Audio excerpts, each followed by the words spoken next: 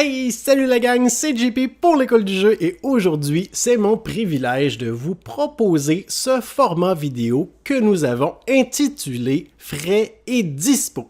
C'est une vidéo dans laquelle je vous parlerai pour les prochaines minutes des nouveautés de jeux de société qui viennent d'arriver ici au Québec en boutique ou qui arriveront dans les prochains jours.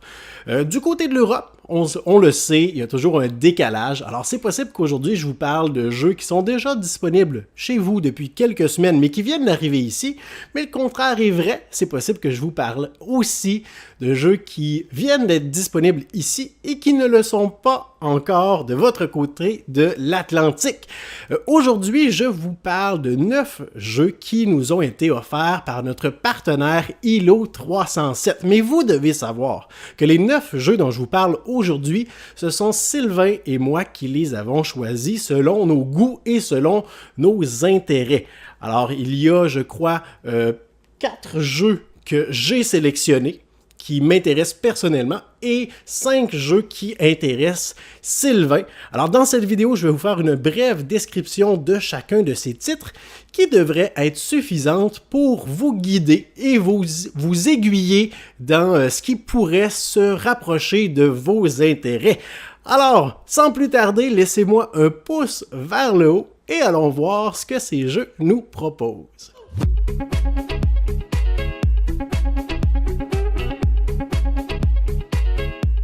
Je vous parle premièrement de Néoville, un jeu pour 2 à 4 joueurs dans lequel vous serez invité à développer votre ville. Mais pas n'importe quel type de ville, une ville accueillante, en harmonie, en symbiose avec la nature. Vous devrez utiliser les tuiles de votre main afin de bâtir les quartiers de votre ville tout en respectant les limites d'une grille de 4x4. Puis vous aurez l'occasion d'ajouter un gratte-ciel ou un service sur cette tuile tout en respectant les différentes restrictions. Une fois que votre ville sera constituée de 16 tuiles, la partie se termine.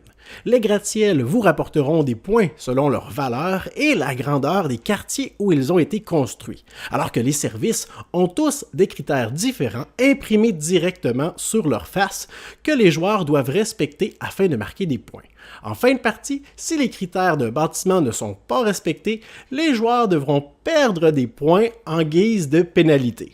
Je vous parle ensuite d'Agricola version famille. C'est un jeu pour 1 à 4 joueurs où vous devrez construire une ferme et agrandir votre famille tout en vous assurant de pouvoir subvenir aux besoins de tout le monde. Il s'agit en fait d'une version simplifiée du jeu du même nom, Agricola.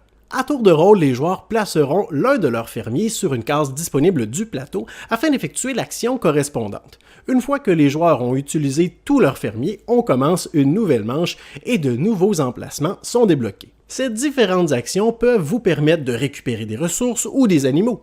Il est aussi possible de semer des céréales dans vos champs ou bien de construire des pâturages pour élever vos animaux. Plus la partie avancera, plus vous aurez de nouvelles options.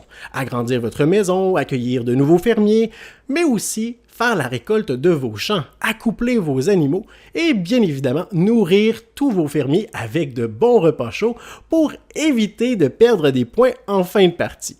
Lock-up est un jeu pour 1 à 5 joueurs dans lequel vous incarnez un groupe de vilains incarcérés pour vos larcins. Vous devrez faire de la contrebande et tenter de rassembler les plus grandes brutes de la prison sans attirer sur vous l'attention des gardes. Afin d'organiser votre prise de contrôle de la prison, vous devrez déployer vos sbires dans les différents lieux. Il est même possible d'envoyer des personnages face cachée afin que leur identité soit secrète. Chaque lieu est résolu l'un après l'autre et ce sont généralement les clans les plus puissants qui réussiront à récupérer les récompenses. Toutefois, ceux-ci attireront également la suspicion des gardes de la prison. Il est possible de récupérer des ressources, fabriquer des objets, recruter des brigands et même subir un assaut de la part des gardes s'ils ont des raisons valables de croire que vous préparez un mauvais coup. Exit le Temple perdu et Exit le phare solitaire sont 2 jeux coopératifs dans la gamme des jeux Exit où on introduit un nouvel élément un peu particuliers dont je vous reparle dans quelques instants.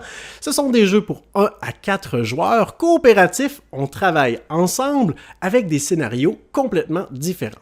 Dans le Temple perdu, vous incarnez des archéologues et venez tout juste de vous faire dérober le précieux livre du Temple perdu. Vous partez donc à la poursuite des chasseurs de trésors sur une île volcanique au large de l'océan Indien.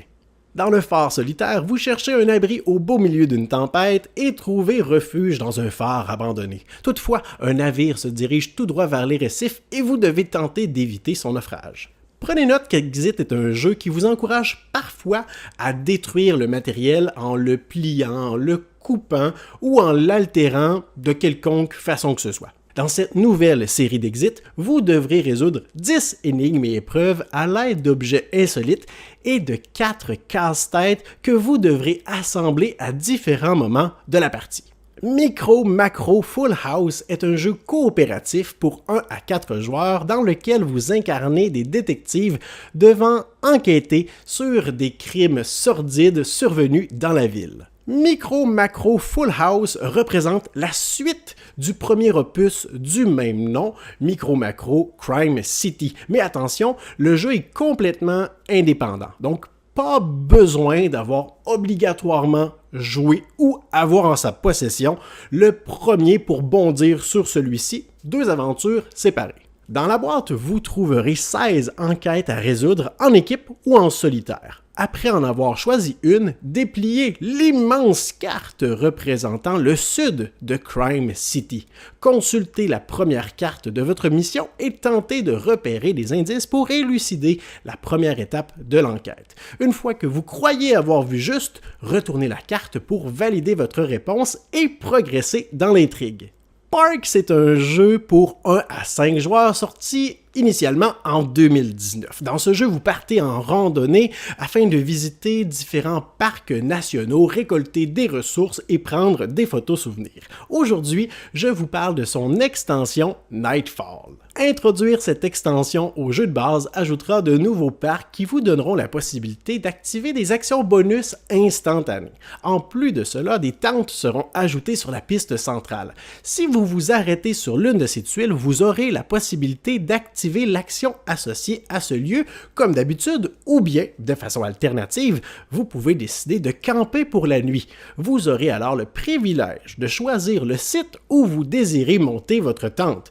Lorsque vous y placez votre tente, vous activez l'action correspondante. Vous pouvez même récupérer de nouvelles cartes objectifs personnels. Lors des tours subséquents, ces tuiles seront même retournées afin d'offrir de nouvelles possibilités. Trails est un jeu pour 2 à 4 joueurs où vous devrez visiter des parcs nationaux des États-Unis, collecter des ressources, observer la faune et la flore et gagner des badges.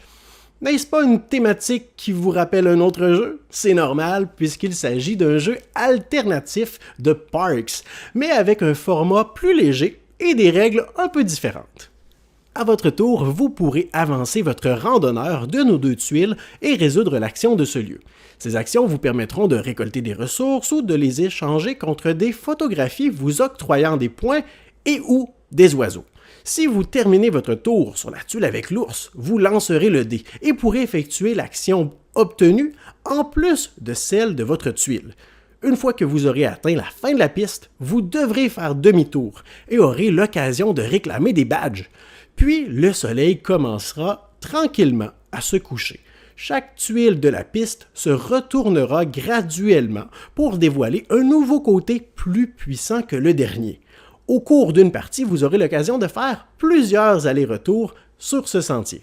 Le dernier jeu dont je vous parle est un véritable monstre. Il s'agit de Clash of Cultures, l'édition monumentale. C'est un jeu pour 2 à 4 joueurs où vous devez modeler une civilisation en explorant le continent, en exterminant vos adversaires, en exploitant les ressources que vous trouverez et en faisant prendre de l'expansion à votre territoire. En plus de cela, vous aurez l'opportunité de développer votre arbre de technologie, vous offrant 48 avancements possibles, aussi variés que l'écriture, l'irrigation ou même l'astronomie. L'édition monumentale est une réédition du jeu de base avec quelques modifications. Premièrement, l'inclusion de l'extension Civilisation offrant de nouvelles configurations asymétriques différentes, donnant à votre peuple des options et des chefs uniques. À cela, on ajoute un nouveau système de combat raffiné, un livret de règles beaucoup plus intuitif, de nouvelles illustrations, un graphisme retouché et une tonne de figurines remodelées. Alors voilà pour ce qui était de la présentation des 9 nouveautés chez ILO 307 qui viennent d'arriver ou qui arriveront très bientôt en magasin, qui ont attiré l'attention de Sylvain et moi. J'en profite pour préciser un détail, c'est que tous ces jeux que je viens de vous présenter sont disponibles en français. Alors n'hésitez pas à sauter sur l'occasion si l'un de ces titres vous intéresse et que vous le voyez disponible dans votre boutique favorite. Je vous remercie pour votre écoute et moi je vous dis à la prochaine.